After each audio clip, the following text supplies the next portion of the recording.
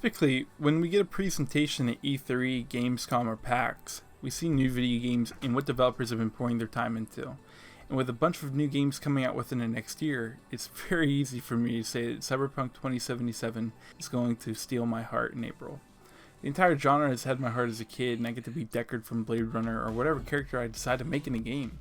And it's just my experiences with Skyrim and Fallout that I'm extremely excited to take a week off of work and do nothing but create content for the game or display it to my heart's content. CD Projekt Red has said that Cyberpunk will be their biggest game to date, and with the reputation that the Witcher series has, I'm very excited to see what's in store for us whenever we finally get our hands on it in April. But very few games have came out within my time that have completely just jaw-dropped or captivated RPG players like this game has, and it's incredibly exciting to see and hear people's reactions. But with all this excitement, shouldn't we be concerned? I mean, we live in a day and age where budget cuts and downgrades are a common practice because of publishing issues such as shipping dates and more. So can we expect the same? If we briefly go and look at other games such as Doom, for example, we all thought the same thing where the presentation was superb. There's also a lot of head scratching when people discussed how much the launch of the game would perform compared to the initial reception. Yet somehow, id Software managed to launch the game in a better looking condition and delivered a solid game that was well received. But there's still a few rotten apples in the group. Watch Dogs, for example, when launched on a PC, had a bunch of issues and it resorted to the classic treatment of users modifying their games in order just to play it the way it was meant to be played, if that was possible at all. Rainbow Six Siege showed off different arrays of mechanics and visuals, and although it wasn't terrible upon launch, it was still portrayed differently in a presentation compared to the release. So I could go on for sure, but my point is I think we all know what it's like to be excited for a great game, pre-order it, get the digital deluxe, mega super combo Happy Meal, presentation version, backers edition copy of a game, and then only to get it, play it, and then feel kind of disappointed by it. I mean, it makes you feel like you've been lied to, like you're a schmuck for thinking that what you waited for and invested in was just a rushed product, or worse. And it's not like it's your fault, it's the typical developer bureaucracy that goes into game development. I'm sure that if every developer could solely develop without the armchair devs and stock owners and executives and everything yelling at them, everybody would have a AAA 5-star rating come out every single time that a game was published. But unfortunately, we live in a world where game companies like EA and Epic or Ubisoft or more would rather see profit than a great game being built with heart and soul, and all that goes into making a game great. I mean, I don't think it's too outlandish to say that Cyberpunk is going to feel and look differently compared to what we've seen in recent videos and screenshots. And I'm sure CD Projekt Red is going to create a astounding game, but the scale of it is just so huge. And everything seems to be on a much larger and grander scale compared to other open world games in the market, such as Grand Theft Auto or Tom Clancy's Ghost Recon. Whether it's the crowd system, level of detail, the skill tree, the character creation, anything in a RPG you know and love, it just seems that there's a ton of stuff to get into and see. And I'm hopeful that the developer has been hushed on 2077's development enough to know what boundaries they can push and what they can't. Part of me feels like the main game hopefully is just done. Now it's just in the final stages of patching and whatnot. And I hope that they iron out as much stuff as possible, bugs and all. And it's very easy, especially to remember bad launches such as Battlefield 4. I mean, that comes to mind almost immediately.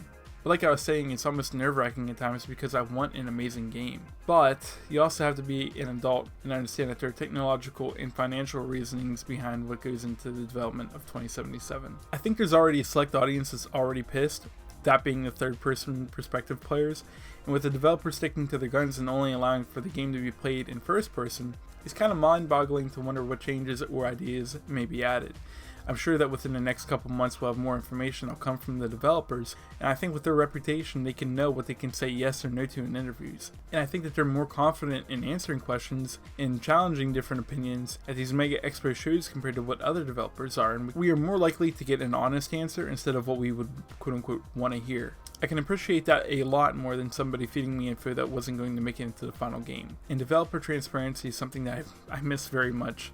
And at most recent developer shows, it's hard sorting through what is correct and what's coming off as a BS marketing information pamphlet to keep us happy. Another thing I'm scared of is how much hype is being generated, and whenever I look at games that either aren't made or failed at launch, I always kind of think maybe it was a disappointment that expected the hype, and I always think maybe it was a disappointment from the expected hype that failed these games. I mean, maybe there was so much hype that the game never came out. So it's much easier to trash a game or remove features instead of actually making it and hoping it all just went under the rug smoothly. And that kind of worries me with CyberPunk. I'm not going to lie to you. I'm happy it's coming out, but I think people will go insane if one small detail or something like that isn't to their liking. I'm not saying people shouldn't have negative opinions, just be understanding is all I'm saying. And it could be definitely worse. We could always have this developer limbo when nothing is said or done or even released at all, like I said. And it's not like CD Projekt Red shies away from saying no or even yes. They just announced that in the character menu, you don't really get to choose your gender. You kind of pick from like a body slide. And there's this whole no third person thing going on, along with Mike Pondsmith standing his ground telling people no on how he should write his characters in his world too.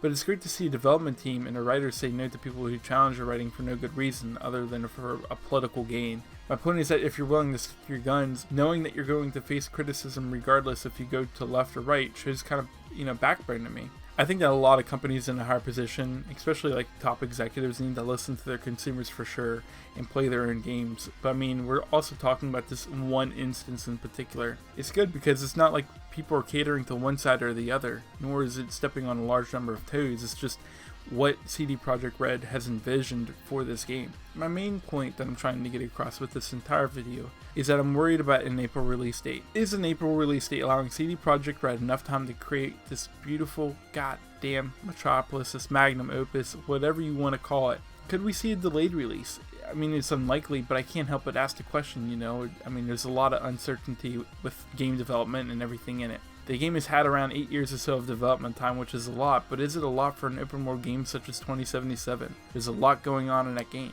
Grand Theft Auto had a similar development time for what was just the PS3 and Xbox 360 release, and then another 2 for the PC release. I mean, one point that my good friend made out was that CD Projekt Red probably has better working conditions than AAA companies such as Rockstar, so maybe we could see, maybe without that corporate bureaucracy or neck breathers or anything like that, CD Projekt Red can really devote their time and create this beautiful game that we're all wanting to see. So maybe removing that entire thing will help.